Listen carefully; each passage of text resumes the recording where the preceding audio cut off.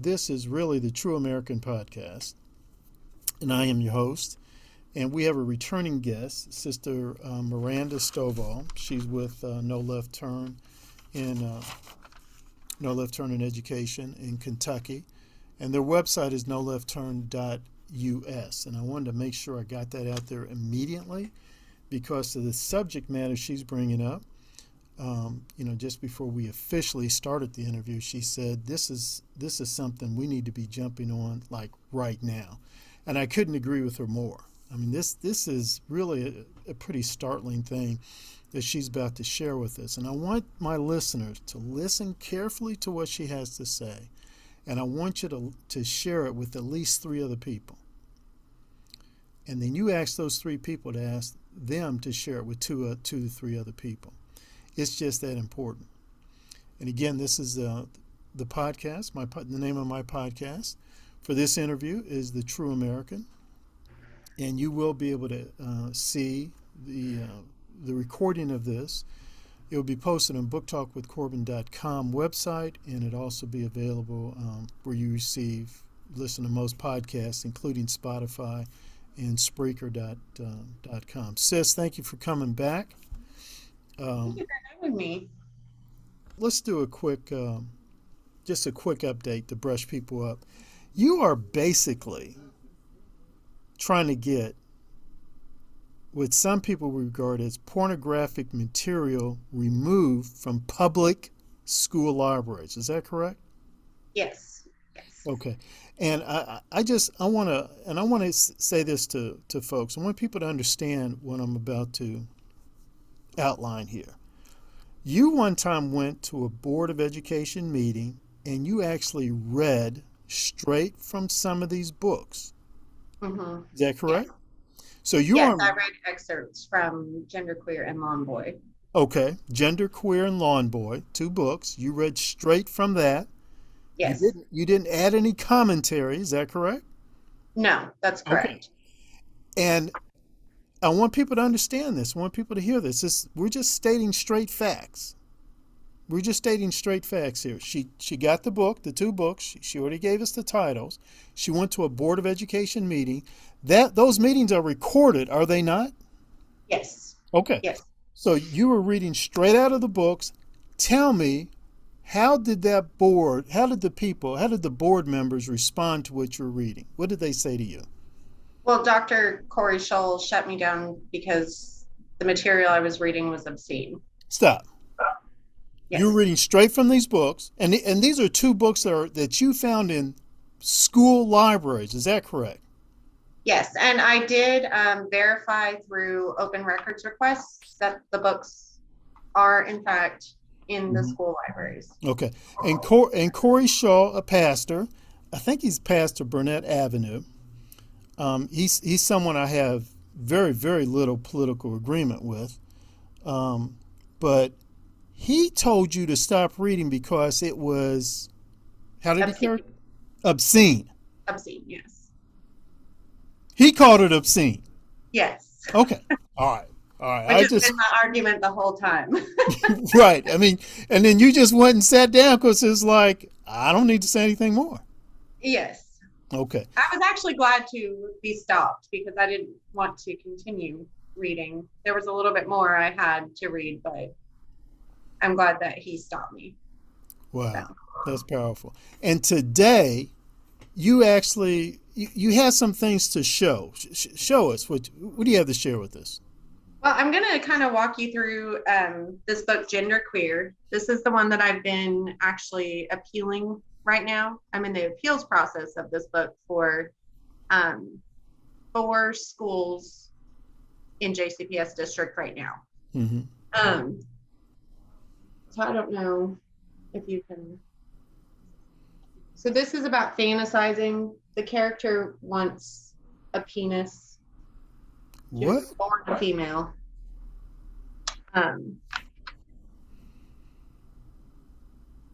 This page here, the sister is asking if they've ever tasted themselves. What? As in, I guess, fingering yourself and tasting. Okay, I'm gonna have to pull a Corey Scholl on you. These books, you found this in a school library. Yes. When I first did the open records request, it was in one, two, three, 8 schools. A few of those schools have removed the book, the middle schools especially. Um, but there's 4 schools that are still defending this and saying that it's necessary to be inclusive to kids that might identify as LGBTQ.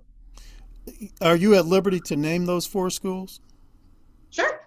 Atherton, Central, Liberty, and Phoenix School of Discovery. Go ahead and show us a little bit more. I've gotten over my initial shock. Let me remove my sticky top here. So this page over here is they are sexting, and they're referencing a strap-on that'll fit a dildo perfectly. And can't wait to have my cock in your mouth. And then there's the fantasy or the sexting being active. Okay. All right.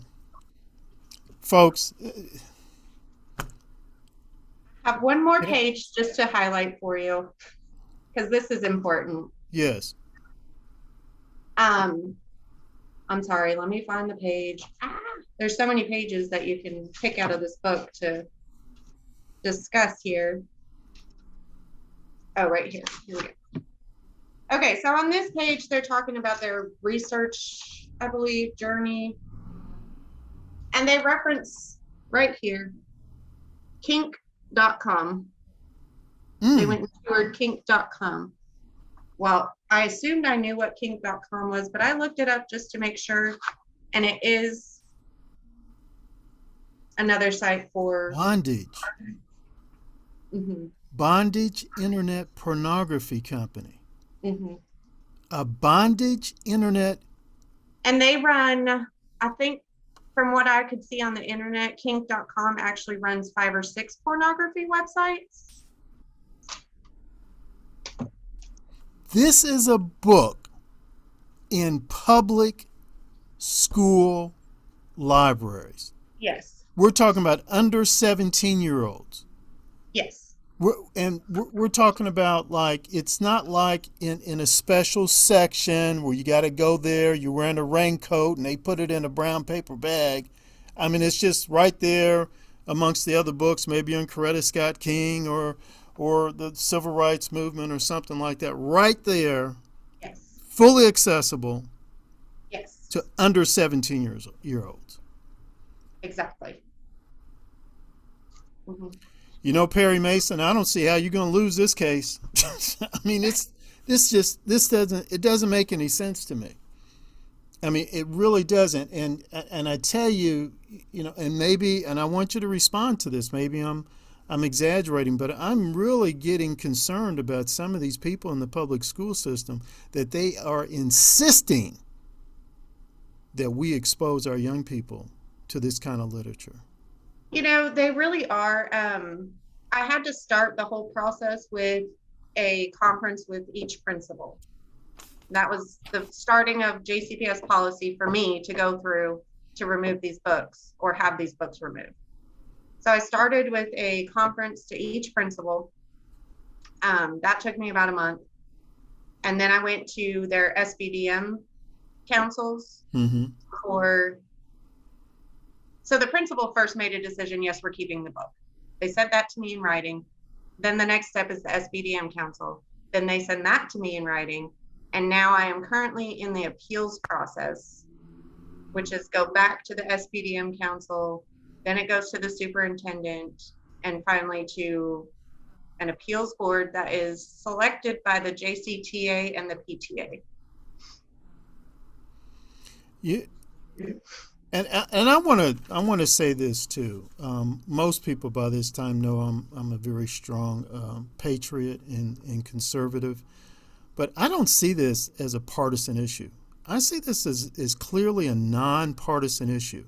Who in their right mind regardless of what political party you're affiliated with, supports in any way exposing our young people to pornography? I don't know. That's what I was thinking too, is why is this a hill we're going to die on, and who is okay with this? It shouldn't Right. be a debatable issue. We should always protect children's innocence. And that is where parents send their kids to school trustingly. Yes. It's one thing if a child wants to check that book out and they go to their mom or their dad and the parents take them to get that book. Yes. That's on them. Right. But parents do not have the knowledge that this book is even in the libraries. I think a lot of parents wouldn't even imagine it. I mean, even in the wildest fantasies, I don't even think they would imagine it. I mean, that's just plain insane to put in there, put in one of the books. Hey, here's where you can go to access hardcore pornography. Period. That's all it is. Hardcore pornography. Yes. Well, can I show you this book that's in a couple of the elementary schools? Elementary schools? Yes. So this one Go ahead. is somewhat educational. It's called It's Perfectly Normal. Mm-hmm. And again, if parents want to use this book as an educational tool inside their household, fine. But kids without their parents' knowledge don't need to have access to this, I don't believe. We've got a chapter on sexual desire. Mm. And I checked this out from the public library, so the markings were, I guess, whichever kid had this before me. You've got a chapter on sexual intercourse. Wait a minute. Oh, hold up. This is you're finding this in elementary library? Yes, this one is actually in McFerrin Preparatory and ESL Newcomer Academy. And that's, yeah. So these are kids that are, age 5 to 10, I guess. 4, 5 to 10.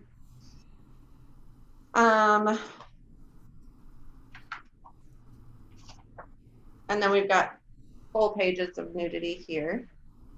Oh my Lord. Yes. I mean, it just goes on and on and on with the nudity here. When you challenged the schools in that one, what was their response? I haven't actually challenged the schools in this one because the process takes so long. I've been working on genderqueer for, oh my gosh, almost 3 months now. So, yeah. More nudity.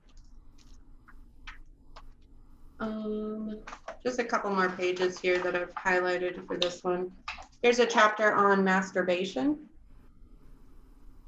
Lord have mercy. These are The boy is masturbating as well. These are elementary school students. Listeners, hear me. Here's some more sexual positions. Yes. Elementary school students. And then the best, this is very concerning to me. There's a chapter about abortion in the back of the book. And it gives reasons why a woman may want to have an abortion. Again, I feel like that's a topic that parents should have the right to discuss when, if, and how they feel it should be discussed. It's not up to the public school libraries to just give them access to this free, I don't even know the words. I'm speechless anymore. Right. No respect whatsoever for parental authority. It appears to me, none whatsoever. It's almost like they're indirectly stating your children belong to the state. Mm-hmm. Yes. And as I guess you might say, representatives of the state or administrators of the state, we are going to determine what your child should learn. We're not even going to consult you. Right. Because this it wasn't as if the library said, saying to parents, hey, we got these kind of books, they're a little controversial, just want to make you aware of them. If you have a problem with them, let us know and we'll accommodate you. That's not how you found this out. No. All right. Well, we're And then so the school board members refused to answer my emails as well as Dr. Polio. So I have tweeted out on Twitter, do you consider this porn? mm-hmm. And actually, James Craig blocked me on Twitter the other day because I guess he didn't want to answer my question. Who's James Craig? He's a school board member for District 3. Is he up for re-election? I believe so, yes. Districts 1, 3, 6, and yeah, he is. Okay. Well, I mean, just to make sure, folks, if you're a parent living in that district, contact No Left Turn and contact the American Family Association and see what you can do about getting that person removed. Because first of all, I don't care again where he might stand on that issue, but he's representing you, and he doesn't have the he won't speak to you. He just blocks you. No. Well, he's not. He doesn't actually. I'm in Sarah McIntosh's district. So, but she won't answer my emails either. So, well, it sounds like we need more than one person removed from the Board of Education. not just that one person. It seems like a couple more. I can't justify not responding to a taxpayer. I'm sitting on the Board of Education, and I can't justify that. I can't either. Yeah. I mean, it's kind of part of their job description, isn't it? Yeah, you would think. Yeah, I mean, assuming, of course, they're reading the job description. But yeah, I agree with you. Yeah, I agree with you. And as I said earlier, it just seems like they have this attitude. A lot of people like that have that attitude that, if your child goes to a state, to a government school, and that's all it is. We say public education. Let's face the facts, folks. It's a government school.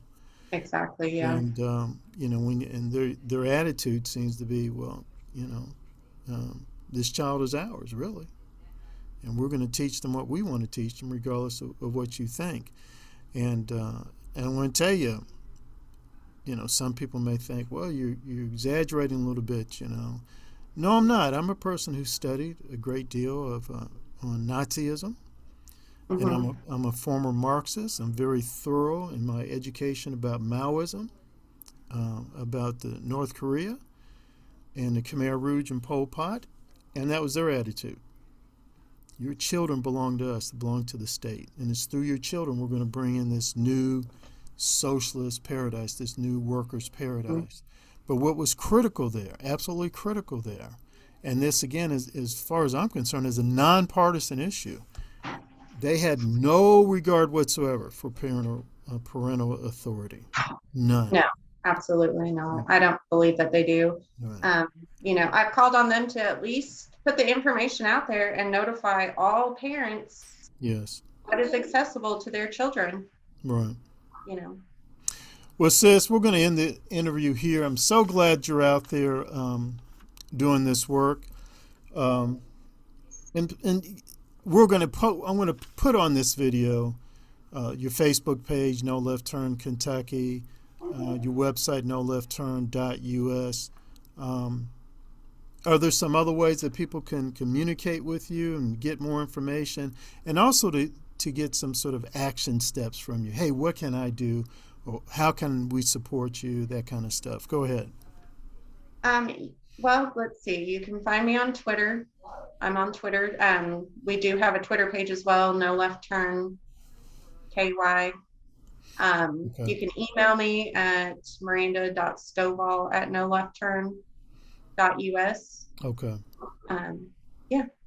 And I want to encourage my listeners, please listen to this, and please share it with 3 people. And when you share it with 3 people, ask those 3 people to share it with 3 people. This is a nonpartisan issue, folks.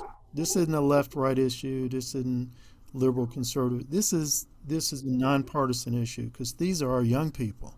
This is our future. Sis, I want to thank you again. I hope that we can connect again sometime. But I hope the next time we connect, it's going to be you reporting on, hey, we got this book removed we got all this nonsense removed from the public, from the school libraries. All right. All right. Thank you Well, thank again. you for having me on. I really appreciate it. Sure.